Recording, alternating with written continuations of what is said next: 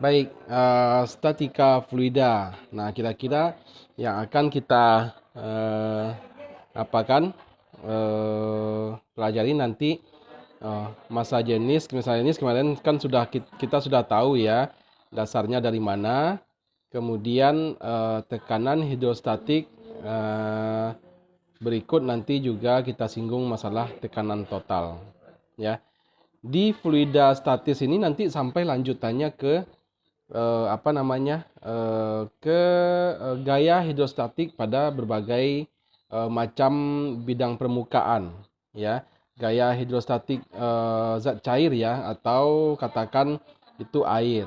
Nah, nanti khusus untuk outline hari ini kita bicara dulu masalah tekanan hidrostatik saja dulu ya untuk hari ini. Nah, statika fluida seperti yang kita tahu, fluida kita pandang dalam keadaan diam, ya.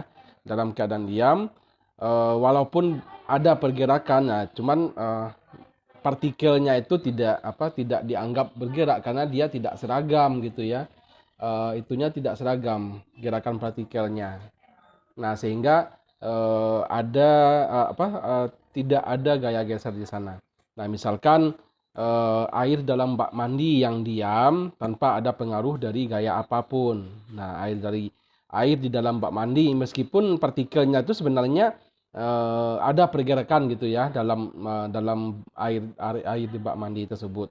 Nah, kemudian gaya angin, gaya panas. Nah, itu sebenarnya kita anggap dalam keadaan diam.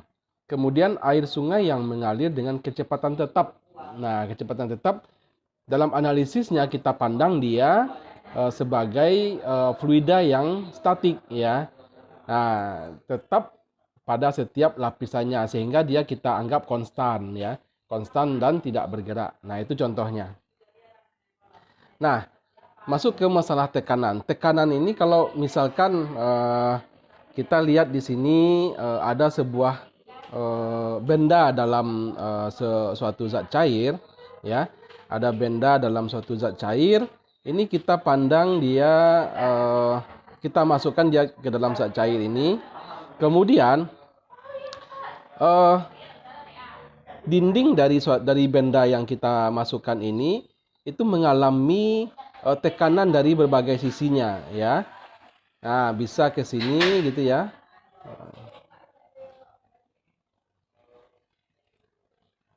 Nah, bisa ke sini, bisa pokoknya dari semua sisinya ya. Dia akan mengalami tekanan ya. Dia akan mengalami tekanan.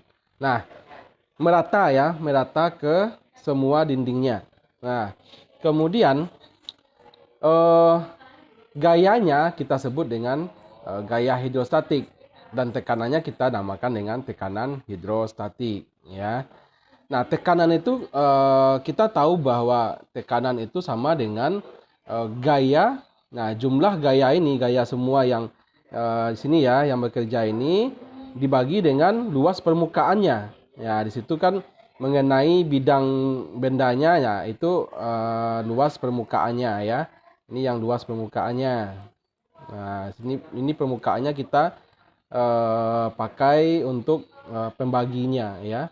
Jadi ini permukaan benda A-nya ini ya.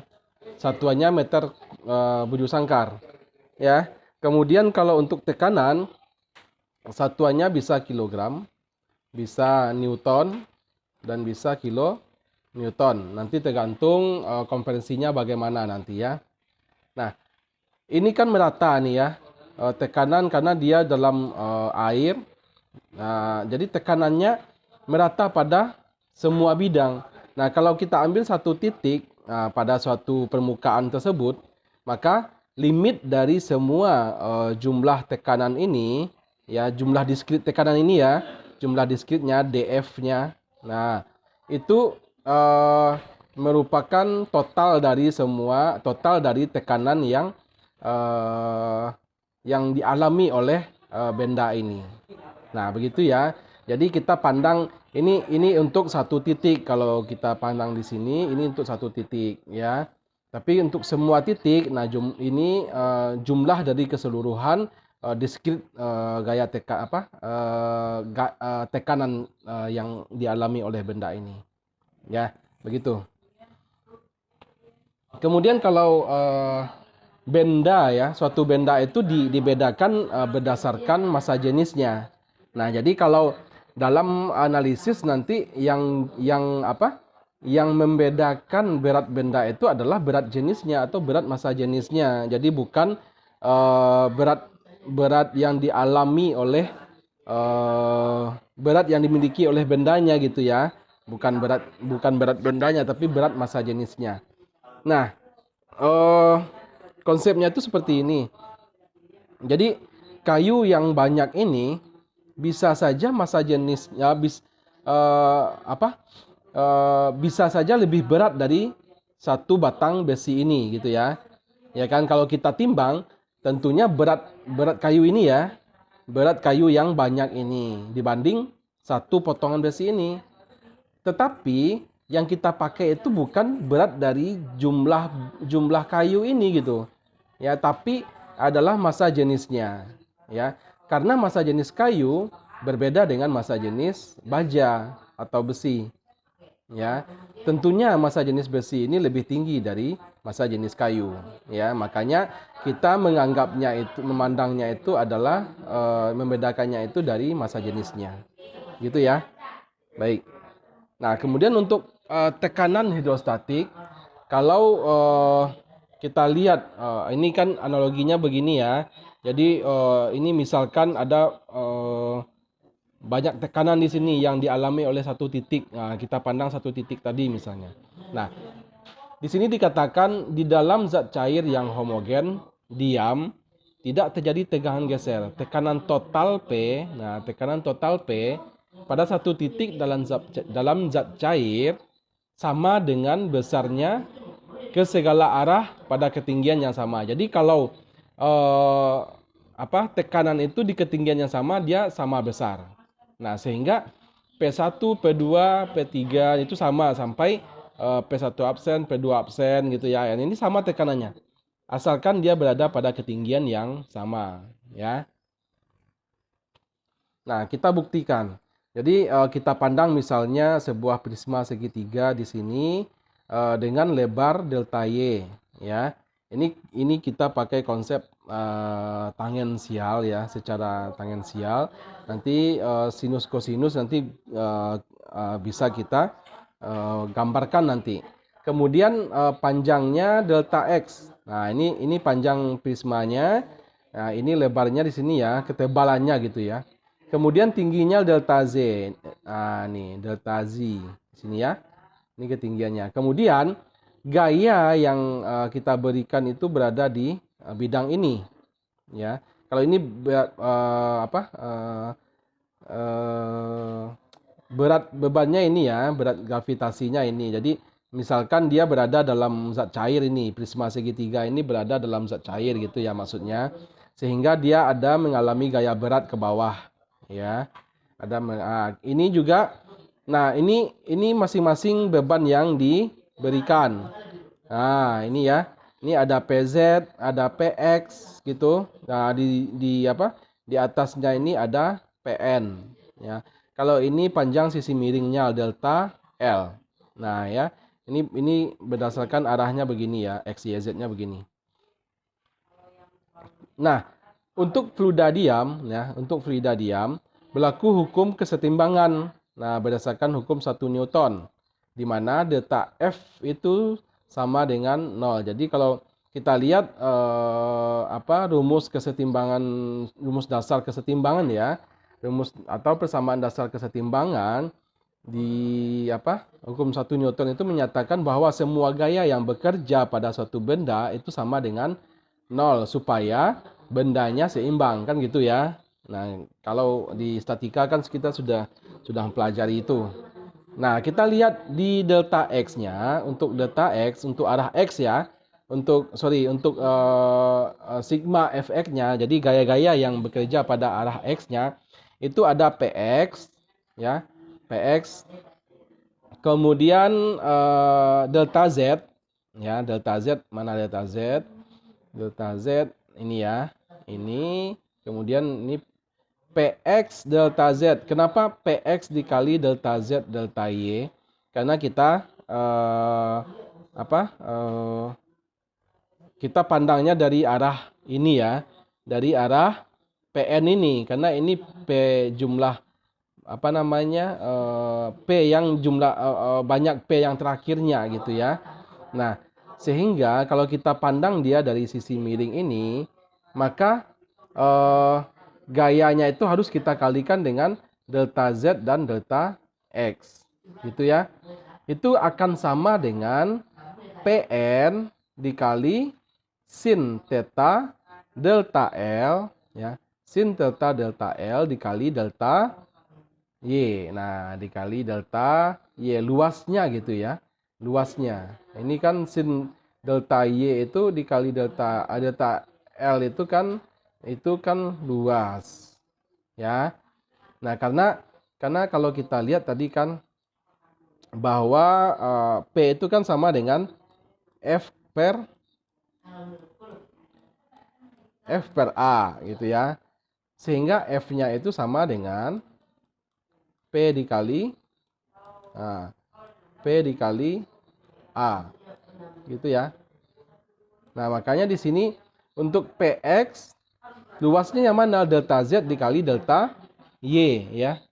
Delta Y kan ini lebarnya, delta Z ini panjangnya kan gitu. Karena bidang yang dikenai delta X Fx adalah delta Z dikali delta Y. Kemudian untuk gaya Pn itu bidang yang dikenai adalah delta Y dikali delta L gitu ya. Nah, itu untuk arah X-nya. Kalau untuk arah Z-nya, itu PZ dikali delta X dikali delta Y. Itu sama dengan Pn cos theta delta L delta Y. Nah, ini ya, Pn cos ya. Cos itu kan sisi yang mendatar ya. Sisi mendatar ya. Sisi mendatar itu cos. Cos theta ya. Cos theta luasnya yang mana? Ya, luasnya delta Y kali delta L itu ya. Delta Y kali delta L. Kemudian mana lagi? Ditambah setengah rho G. Setengah rho G ini dari mana? Dari luar ya, dari udara luar itu ya, setengahnya itu kita tambahkan dari luarnya, karena yang lurus gitu ya, yang tegak lurus itu adalah arah Z. Kita tambahkan setengah rho G. Ini delta Z-nya itu kan kalau dipandang dari sini itu kan sejajar dengan PZ ya. Arahnya itu kan arah tegak ini ya. Kemudian dikali delta X. Nah, dikali delta X, delta Y. Nah, ini luasnya delta X, delta Y-nya bidang yang dikenai oleh PZ ya. Kemudian setengah rho G ini diambil dari tambahan udara luar gitu ya. Karena dia yang sejajar ke atas. Nah, gitu untuk pembuktiannya. Nah, sehingga nanti kalau dengan aljabar matematik nanti kita dapatkan bahwa Px itu nilainya sama dengan Pn dan Pz itu sama dengan Pn ditambah setengah rho G delta Z ya. Ini delta Z ini adalah ketinggian fluidanya nanti ya. Ketinggian fluidanya sama dengan ketinggian fluidanya. Nah, sehingga hasil akhir itu nanti bahwa Px sama dengan Pz, sama dengan Py, sama dengan Pn, dan sama dengan P itu sendiri. Jadi dari arah manapun itu tekanannya sama. Sehingga terbukti bahwa tekanan di seluruh permukaan bidang pada ketinggian yang sama itu tekanannya nilainya sama. Ya, jadi untuk pembuktiannya saja ya. Jadi gitu cara menentukannya. Kemudian kita masuk ke bejana berhubungan. Nah, konsep tekanan hidrostatik, tekanan pada fluida satu titik dengan ketinggian yang sama kan dikatakan sama gitu ya. Nah, sama. Sehingga kalau kita lihat di gambar ini ya, di gambar ini kan tekanan pada A dan B ini sama ya. Sama itu. Nah, karena apa? Karena dia berada pada ketinggian yang sama. Ini tingginya sama kan, berarti tekanannya di sini sama, ya. Kemudian, jika fluida jenis lain dimasukkan ke dalam bejana terbuka, nah misalkan kita masukkan bejana fluida yang lain, misalnya ini air raksa ya, atau yang agak berat dari air gitu ya. Nah, terserah. Nah, kemudian dia akan mendorong titik B ini ke sini nanti. Nah, ya, akan mendorong sampai ini ketinggian H2 ya. Jadi P di sini kita berikan fluida yang jenis lain di sini. Nah, nanti dia akan mendorong yang dari H1 awalnya, dia akan mendorong sampai H2 ya, menjadi H2. Nah, tekanan di A dan B itu sama gitu ya. Tekanan di A dan B itu sama gitu. Nah, kemudian kalau kita analisis, nah ini bejananya terbuka ya, sehingga ada tekanan fenol gitu ya, tekanan dari udara luar gitu ya. Nah, dia ada tekanan atau pengaruh dari tekanan luar gitu ya. Meskipun di dalam ini juga ada tekanan gitu ya. Nah, kemudian kita lihat di sini apa tekanannya? Fenol. Ini juga ada fenol. Karena apa?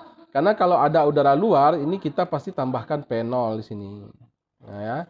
Pasti kita tambahkan tekanan atmosfer ya. Fenol itu tekanan atmosfer atau tekanan dari udara luar. Kemudian, nah ini ditambahkan fenol ya. Ini fenolnya. Nah ini fenolnya.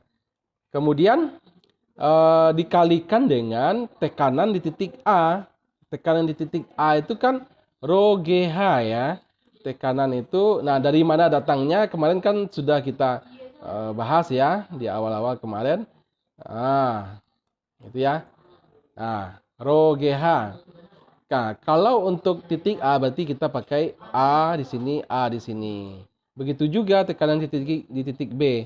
HB atau rho B ya. Kita pakai kode titiknya. Ya. Nah, kalau dari gambar itu dipakai I ya, A1 dan 2 ya. Nah, boleh. Nanti kalau kita pakai rho 1, H1 boleh gitu ya. Nah, kemudian untuk P2-nya H2 rho 2 G-nya sama ya, itu gravitasi sama G2 ya. Nah, itu kayak gitu. Kalau ini kan kebetulan ini ditulis B ya. Nanti kita ganti saja, kalau di gambar ini pakai notasi 1, kita kasih aja notasinya 1 atau 2. Gitu ya. Nah, jadi tekanan di titik A dan B ini besarnya ini. Nah, nanti kalau HA-nya nanti terserah nanti tingginya berapa, HB-nya berapa, atau H1-nya berapa, H2-nya berapa. Nanti kalau ditanya berapa jenis air fluida yang di titik 2 ini gitu ya. Berapa besar massa jenisnya. Nah, itu nanti kita tinggal hitung ini. Massa jenis air kan kita tahu gitu ya. Nah, ketinggiannya ada, ini HB juga ada. Nanti bisa dihitung berat jenis dari fluida yang dimasukkan tadi. Kemudian kita lanjut hukum Pascal ya.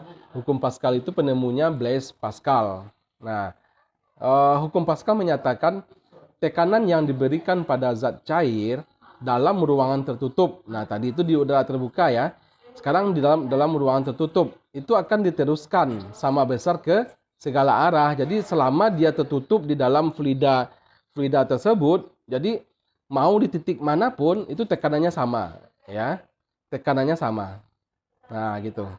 Ya, jadi ini nggak ada penambahan tekanan udara luar ya. Tidak ada penambahan tekanan udara luar. Nah, kalau bekerja pada penampang, tekanannya bekerja pada mendorong bidang tutupnya, maka P1 sama dengan P2 ya. Ini luas penampang 1, ini luas penampang 2 misalnya.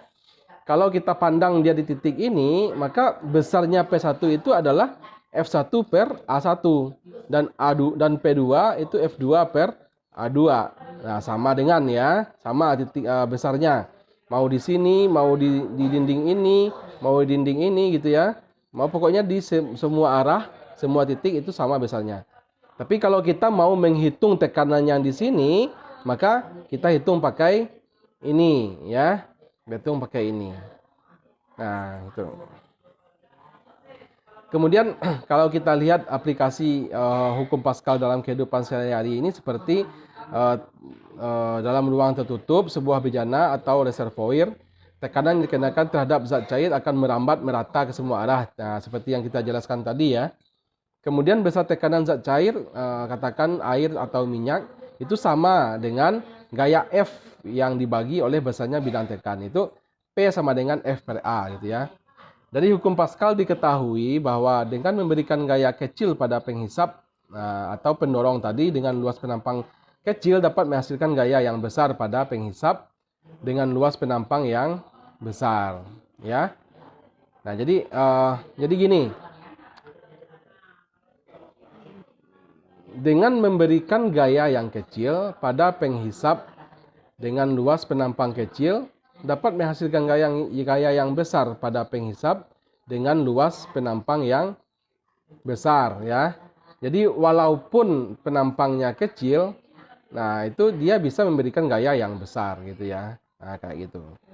Tapi penampang besar itu bisa saja memberikan tekanan yang kecil gitu ya, karena dia besar luas bidang yang ditekannya. Nah, gitu ya maksudnya. Contohnya aplikasi hukum Pascal ini contohnya dongkrak hidrolik, pompa hidrolik gitu ya, dan rem hidrolik. Ya, semua yang berhubungan dengan prinsip kerja hidrolik itu adalah aplikasi dari hukum Pascal. Jadi berbeda dengan hukum dengan konsep bejana berhubungan tadi ya, berbeda. Kalau bejana berhubungan dia ada pengaruh tekanan luar atau tekanan udara ya. Kalau hukum Pascal dia tidak dia dalam prinsipnya itu kalau bejananya tertutup. Nah, kita menghitung tekanan yang di penampangnya. Nah, ini untuk pompa hidrolik, rem hidrolik, ini ya, ini rem hidrolik, ini adalah pompa hidrolik, dongkrak hidrolik ya, kemudian ini adalah apa nih ya, sistem dari kerja eskapator ya, lengan eskapator ini sama juga dengan lengan hidrolik gitu ya. Nah, ini adalah aplikasi hukum Pascal. Kemudian ini yang tadi. Nah, ini tekanan F2 tadi, yang di sini F1 gitu ya. Nah, sebagai contoh soal misalnya, sebuah beban bermasa 64 ton di atas penampang B gitu ya. Penampang B itu luasnya 0, meter bujur sangkar. Akan diangkat dengan menggunakan dongkrak hidrolik. Nah, katakan seperti ini. Nah, ini beban ini beratnya sebesar 64 ton. Ya, misalkan ini ya. Misalkan ini ini 64 ton. Kemudian akan diangkat dengan dongkrak hidrolik seperti ini. Nah, gitu ya. Luas penampang yang di sini itu adalah 0,5 meter bujur sangkar ya. 0,5 meter bujur sangkar. Kemudian diminta berapa gaya yang harus diberikan penampang B. Nah, berapa gaya yang di sini? Yang di B ya. Berapa gaya yang harus diangkat oleh penampang A? Nah, gini. Nih, berapa gaya yang di sini? Gaya yang di A gitu ya. Itu mikrofonnya coba dimatikan dulu, siapa tuh yang nyala mikrofonnya? Dimatikan dulu, nganggu. Ya, semuanya di audionya dimatikan ya. Suaranya dimatikan. Ya, berapa gaya yang harus diberikan pada penampang A? Nah, luas penampang A itu 11/88 kali dari penampang B ya. Jadi A1 AA ya. AA sama dengan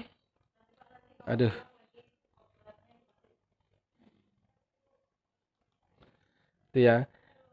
AA-nya 11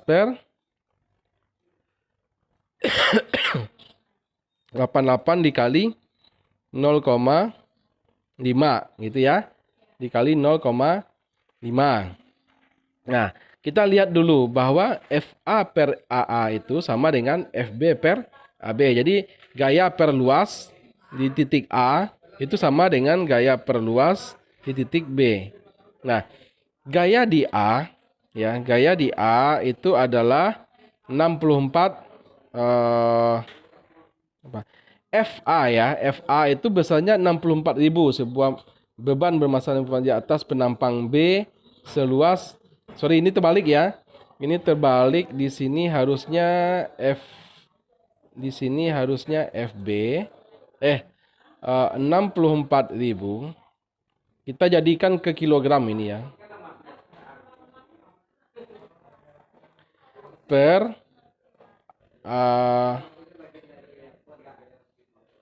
mana nih? Sebuah beban bermassa 64 ton di atas penampang B seluas 0, meter bujur sangkar akan diangkat dengan menggunakan dongkrak hidrolik. Berapa gaya yang harus diberikan penampang A? Ya, FB per 0,5 ya. 0,5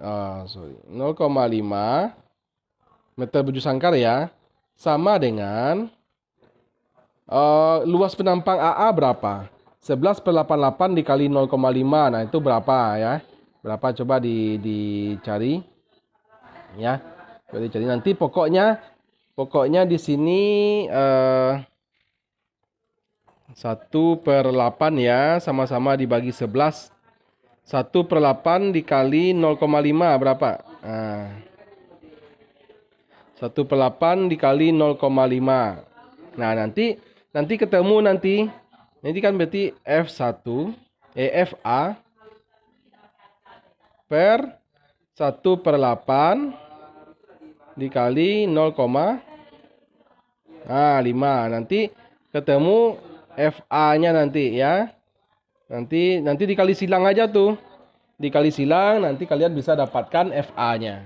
Ya. Dapat FA nanti. Oke, gampang ini ya.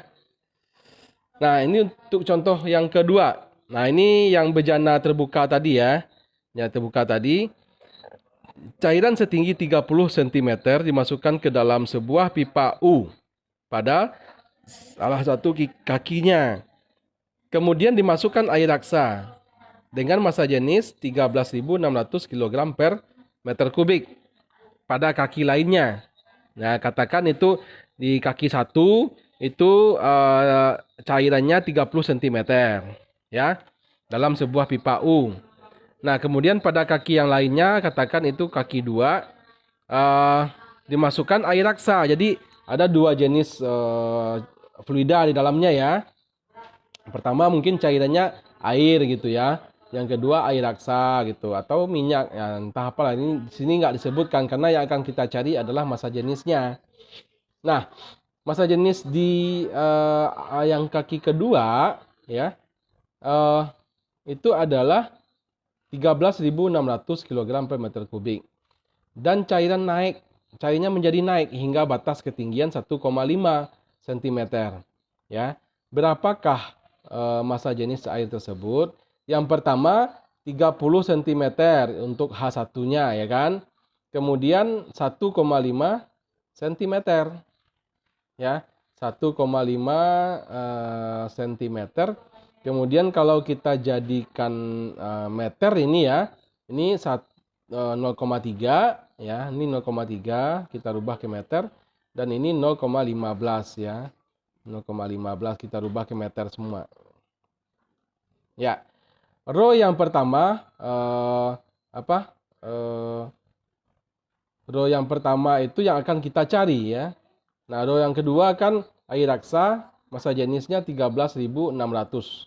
Kemudian dengan dengan perkalian aljabar ini gampang kita pecahkan.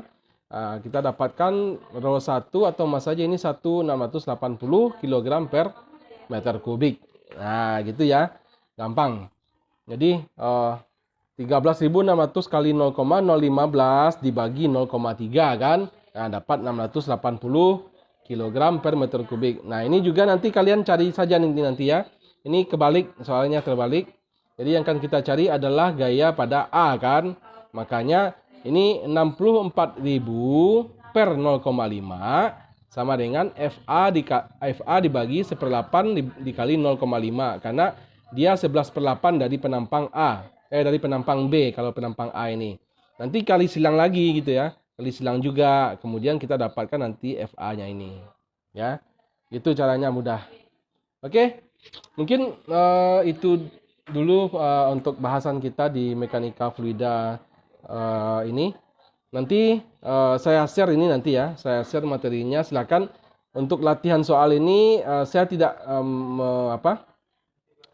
belum menjadikan ini tugas pertama kalian, tapi saya harap kalian mau mengerjakan untuk latihan nanti ya.